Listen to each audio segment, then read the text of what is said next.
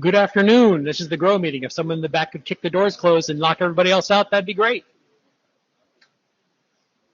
For those people on the very far, as you're facing the slides, right side of the room, there's lots of space on the left side. You could come to the dark side. Okay, guess not. Come to the dark side. We have cookies. Okay, so I'm Chris. This is Peter. This is the GROW meeting at IETF 93 in Prague. If you're not in Prague, then you're in the wrong place. If you're not in the GROW meeting, you're also in the wrong place.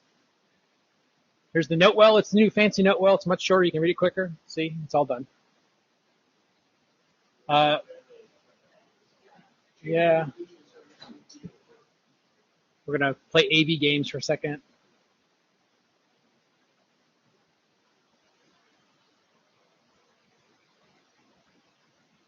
If anybody has anything that should be on the agenda that's not on the agenda, you should speak up now. What's the record? 720?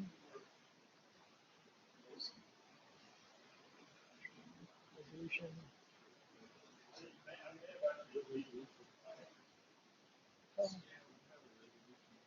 Oh, rotation.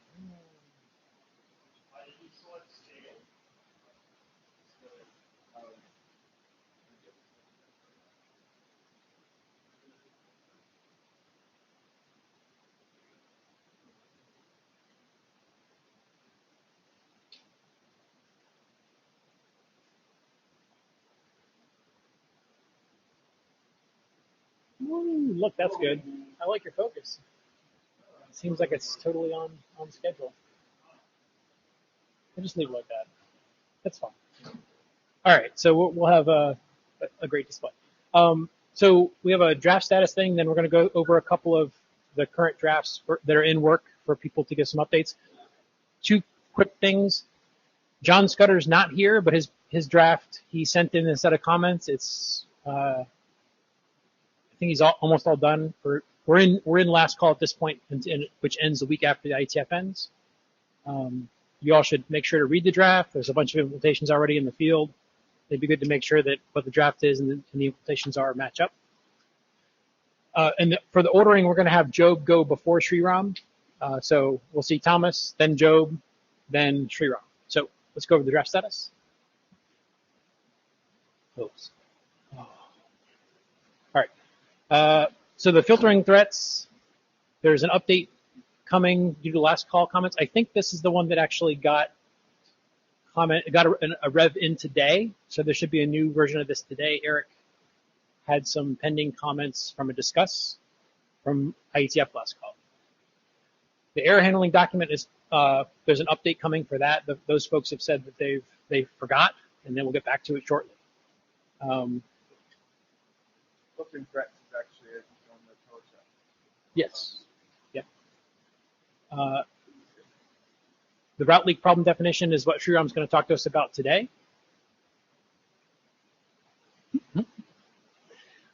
The BGP shut, I talked about this, or gshut, we talked about this at the last meeting. I don't honestly remember what's going on with it. It's expired, and I have to ping the authors, or if they're here. I think this is the one that has been on deck forever and ever, and it's waiting on something else to get done. Oops. Job's RPSL via, he's going to talk to us today about that. The routing policy considerations. Oh, I'm sorry. This is the one that just got revved today. Eric put in the comments in today. He's had a brand new baby, so he's been busy with other things. And the route server operations thing is in the editor queue. That's actually waiting on the IDR version, I believe, to finish up. Okay, so now we have other presentations. So Thomas first.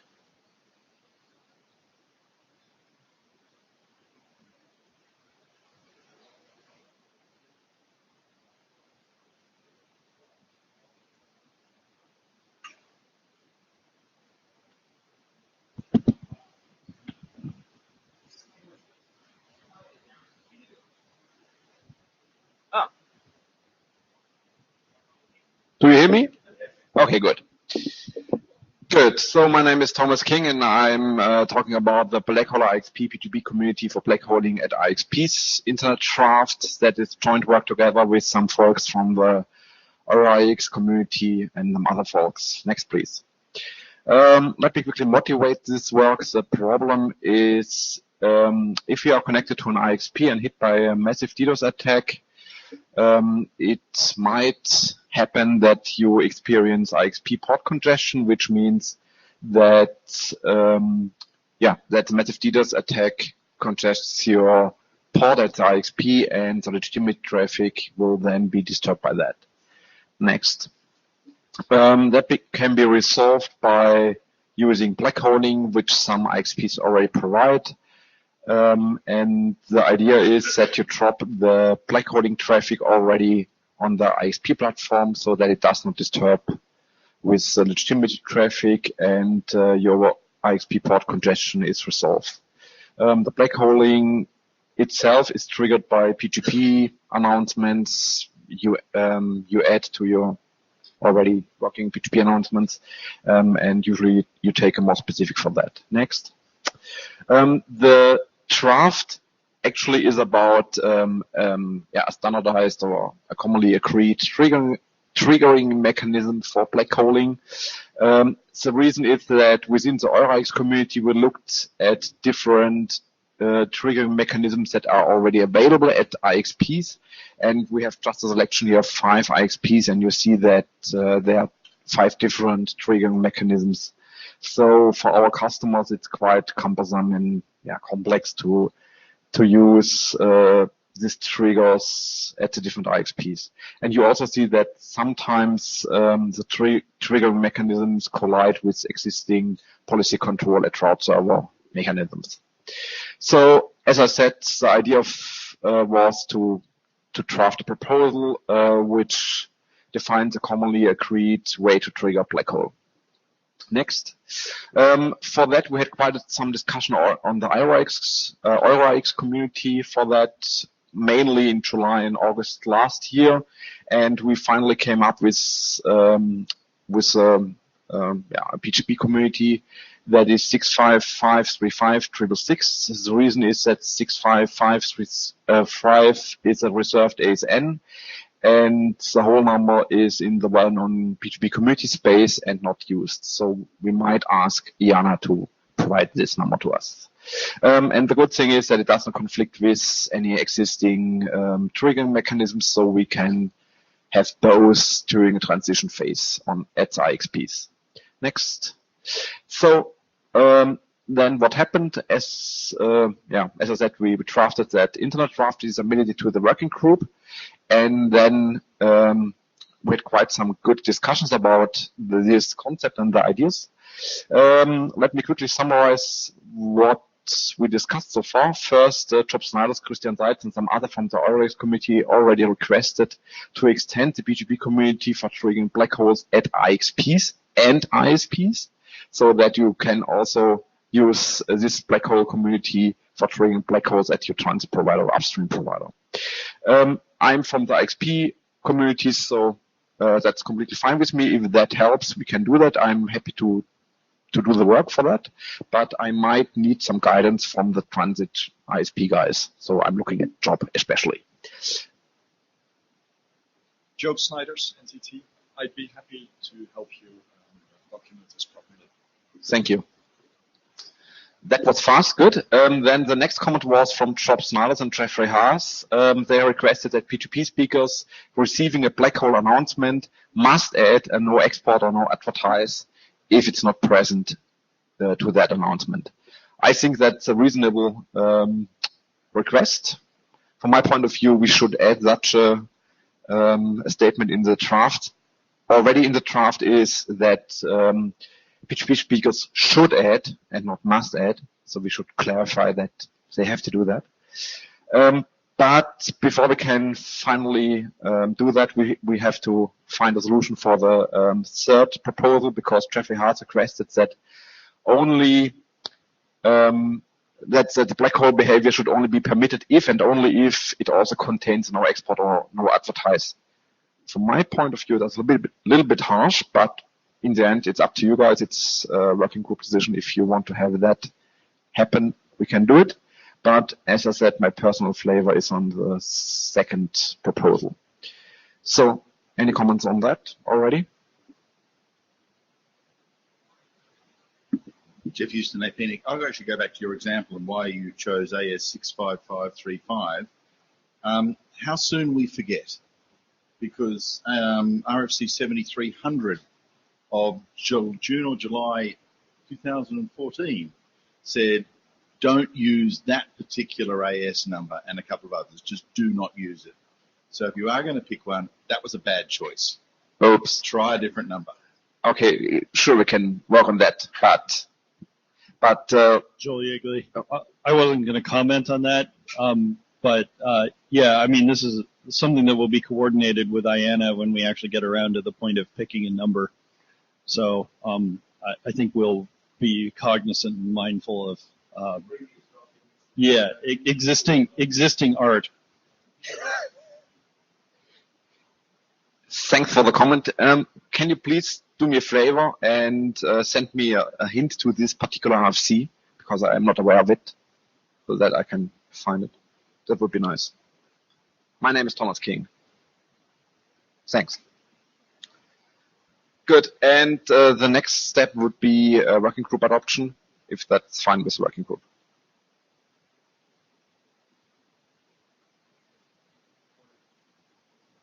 How many people are in favor of this draft being adopted as a working group document? Okay. I think there's we should have some discussion on the list and discuss the draft, and we can go from there. But I'm guessing it's a general consensus that it should be adopted. Thank you.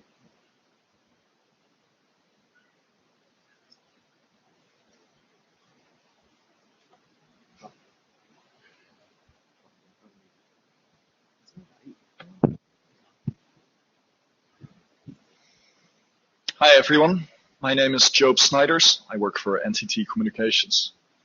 And I want to talk with you about the current status of the RPSL VIA attributes. This morning I took a look in the 13 IRR databases that we mirror at NTT, and I found 293 entries that refer to either export via or import via. So to me, this kind of proves that people are actually using the method in the wild. IRD, the software that for instance, RADB and NTT use to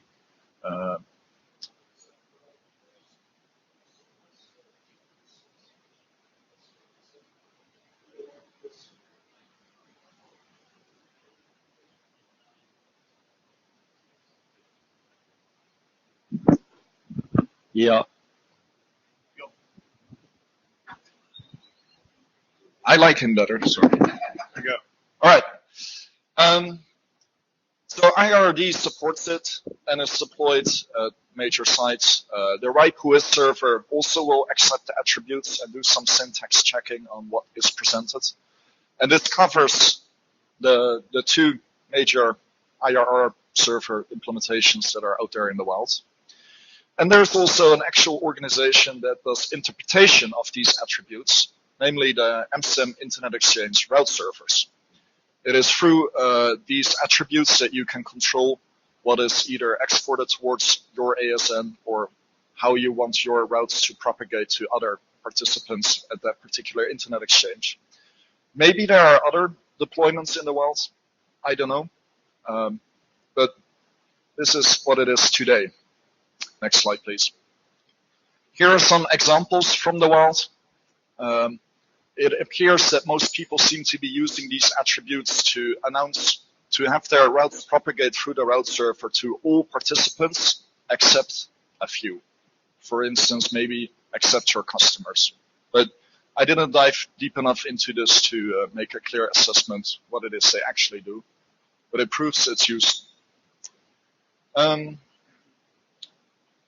Next slide, thank you. Originally, I took the EBNF specifications from the RFC 28 something something about RPSL. And that particular RFC states that you can copy paste the EBNF into a program like Bison and then generate stuff. So what I did is I just copy pasted some of the stuff, added the attributes as I thought would be appropriate, and submitted that in the draft. Next slide, please. Unfortunately, I learned that that particular Bison code from 1999 doesn't really work at all, and it is in no way or shape to actually be used in a production environment because it doesn't really do a lot. Next. So my plan is to remove the eBNF specification as it currently stands in the draft. I want to replace it with some Python code that also uses eBNF style syntax, so people can actually use that Python program to either validate whether an entry is appropriate or not, and the Python program could also output some data that can be used in the actual routing policy on a route server. So I hope that will help people that want to implement this particular attribute at their route server or their network to, help them along with something that is actually tangible and not the 1999 stuff. Next slide, please. This is what I have today. So if you have any questions, please let me know.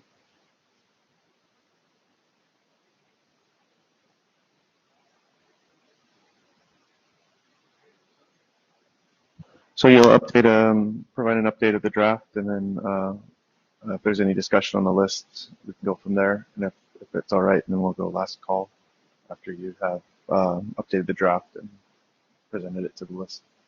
Sounds good to me. Thank you for your time.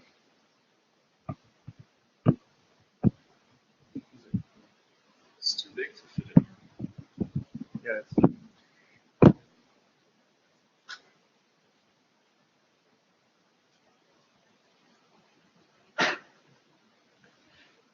So good evening. This is a brief update on the route leaks definition document. It has already gone through 2 or 3 revisions. So the differences compared to the previous version, since March, since the Dallas meeting, there have been 2 more reports about major significant route leaks. One involving Hathaway Airtel, and another one involving Telecom Malaysia Level 3.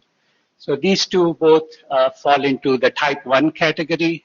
If you are trying to figure out what Type 1, Type 2 are, you can quickly go to the last slide, and I have listed them just in case you need to be refreshed on that.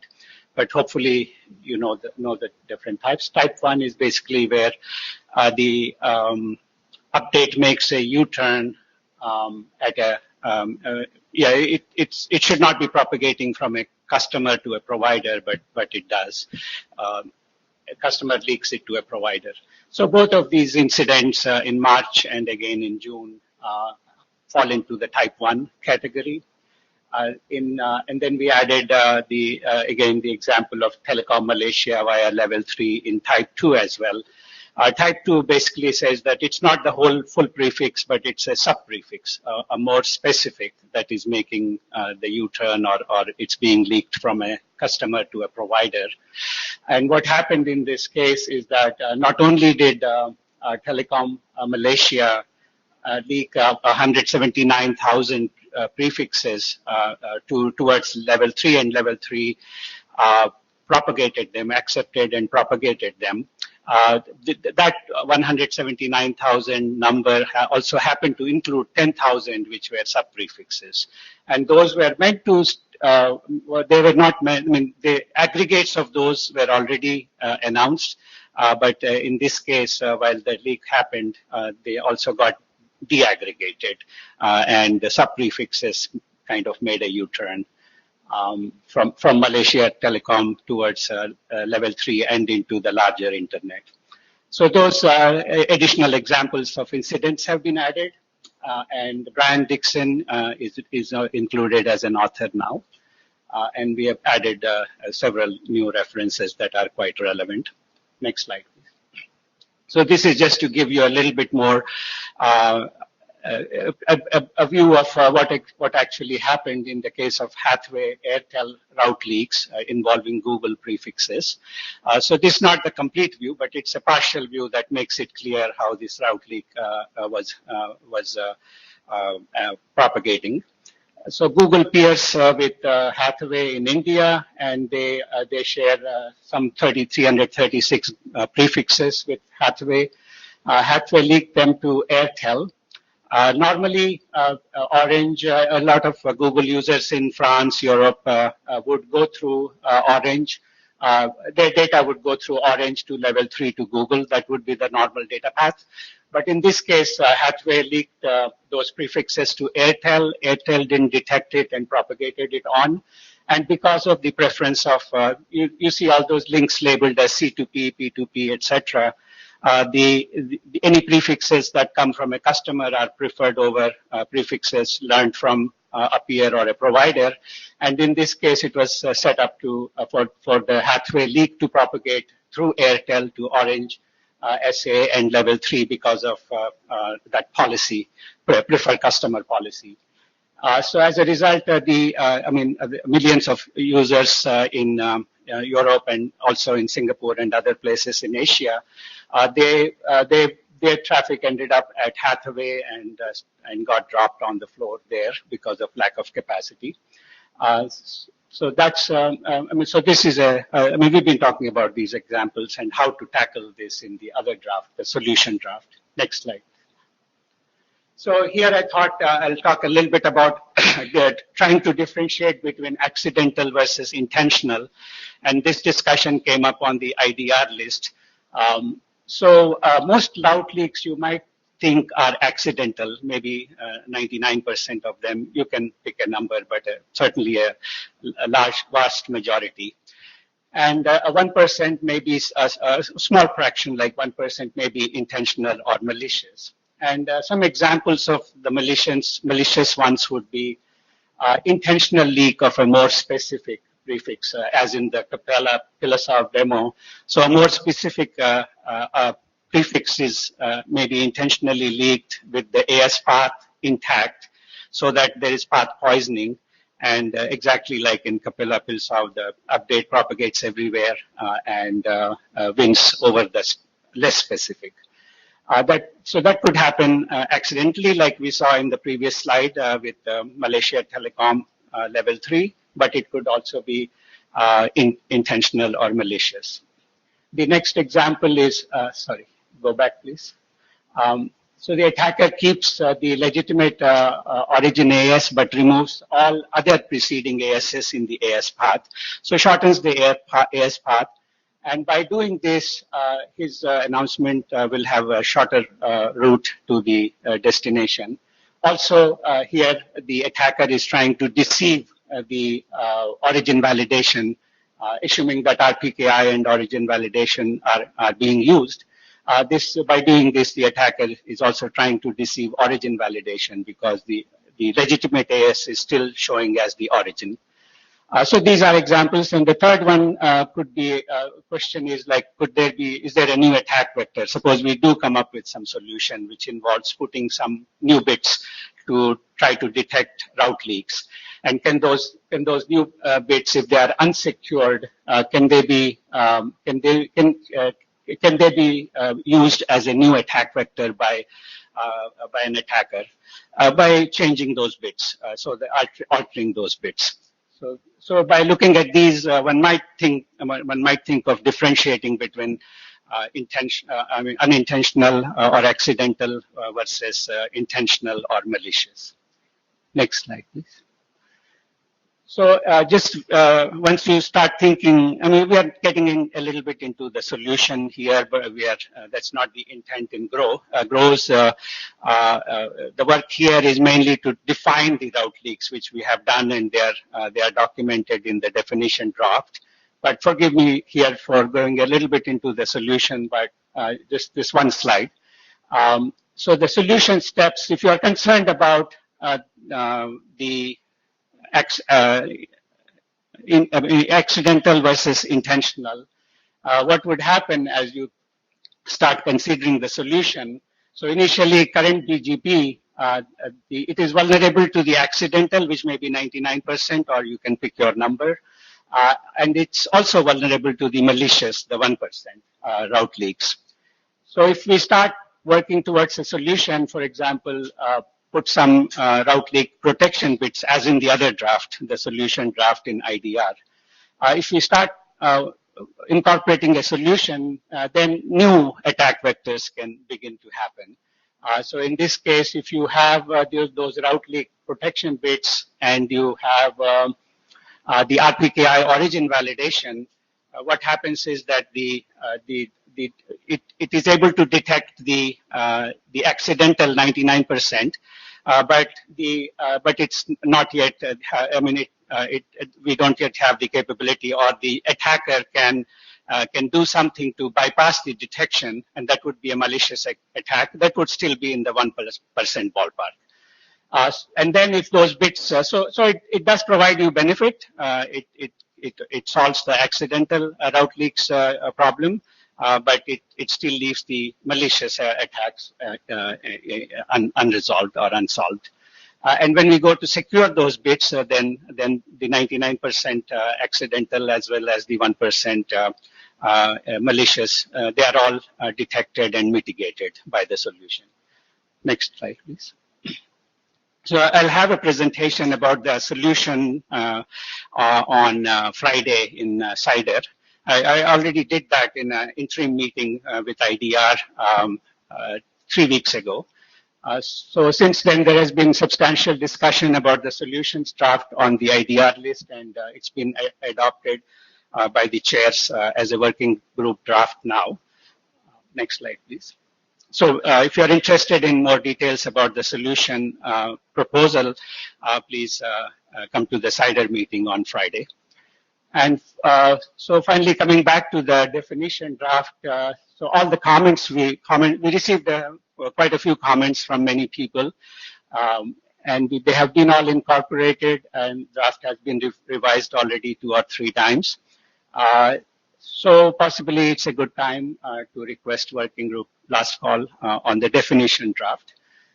And we could possibly include a section to discuss accidental versus malicious route leaks, which would be a minor change, a small section, a paragraph. However, that starts to get into a solution space, so we would be a little bit wary about it. Thank you. Questions? Any questions?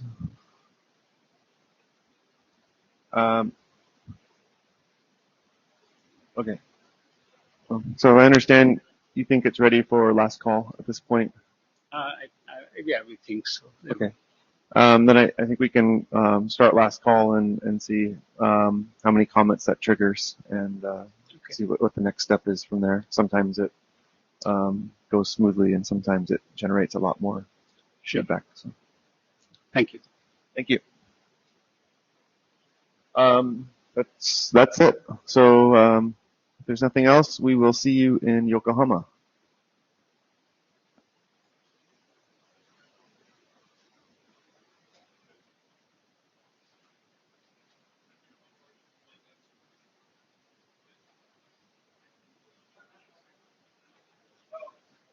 If anybody hasn't signed the blue sheets, it's a good idea because the number of people at the beginning was smaller than the number of people at the end.